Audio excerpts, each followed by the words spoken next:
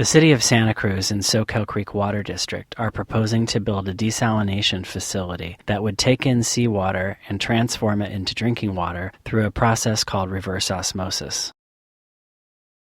There is the potential for marine life to get caught on screens during the intake process or sucked into pipes leading to the desal plant. Scientists like Stanford University's Carol Reeb are also worried about the long-term impacts of redepositing salt into the bay.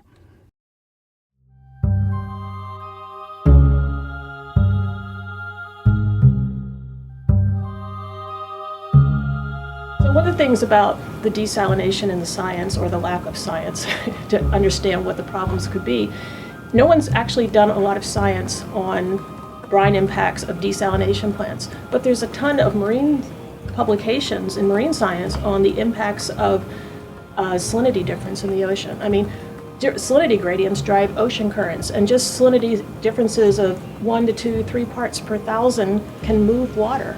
It doesn't take a lot of density difference to start patterns moving, and also layering. And the reason the water moves is because it layers like a layered cake, so it just stacks itself, different layers of density in the ocean. So there's periods of time where in the wintertime there could be more mixing at depth, but in the summertime you can almost walk on the water out here, it's so flat.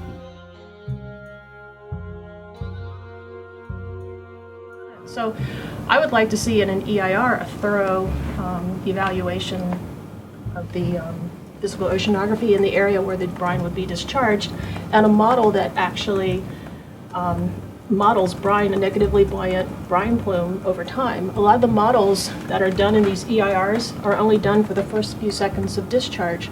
They don't go over a period of days, weeks, months, or years. Certainly, Santa Cruz, Watsonville, and Monterey need water for growth and for people and, for the future. And when we start talking about all the possibilities, it does get a little disturbing.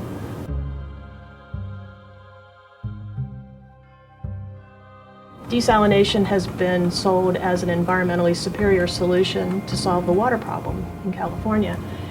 And I don't believe that's necessarily true.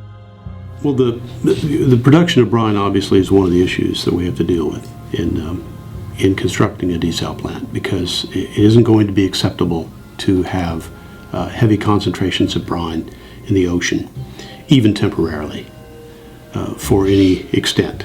There are many, many ways that people have proposed trying to solve this problem.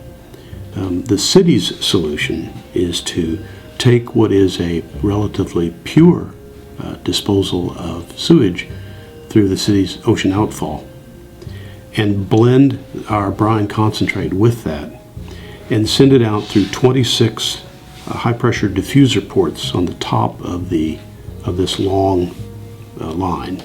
And these diffuser ports would mix that brine upward out of the outfall line, so that within literally meters there would be no recognizable difference between the ambient conditions of the ocean and the brine. I believe the city's in a really good position, and I think that we're going to be fine. I think we can pretty well demonstrate, and the science will show, that we can do this without having any impact on the marine environment. I've taken a look at their plans, and the size of the plant is very small compared to nearly all urban desal plants in the country, in the world for that matter. And there's a really good plan for discharging the water that will mix it with the wastewater effluent that's already going out. So we're actually bringing the fresh wastewater effluent up to closer to the salinity of the ocean, and not putting us in a position of having that brine concentration out at sea. In addition to brine disposal, regulators are concerned about the impacts on marine life during the seawater intake process for desalination. The city believes its design has minimized risk for most organisms.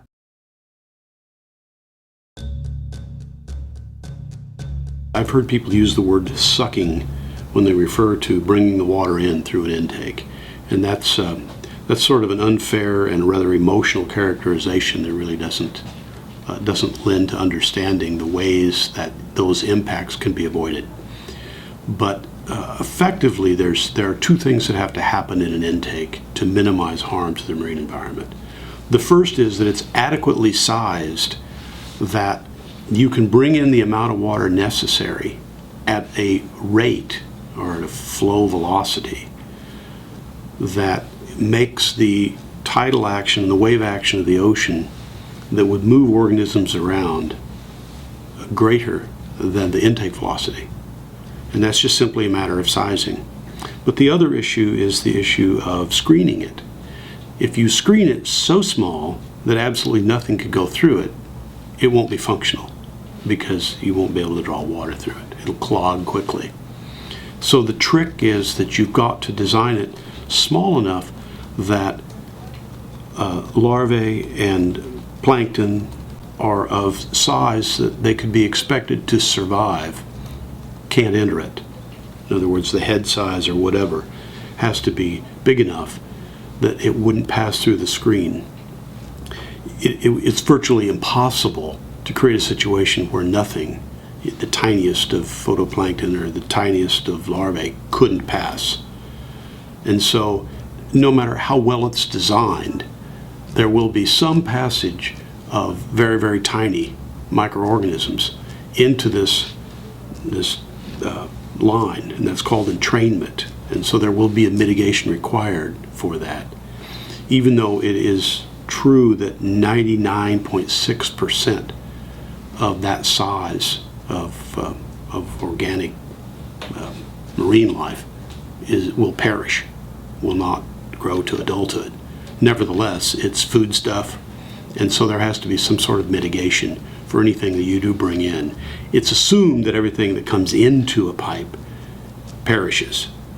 And so because of that, there will be a requirement that the city finance mitigation measures that replace that amount of food stock or plankton or larvae elsewhere.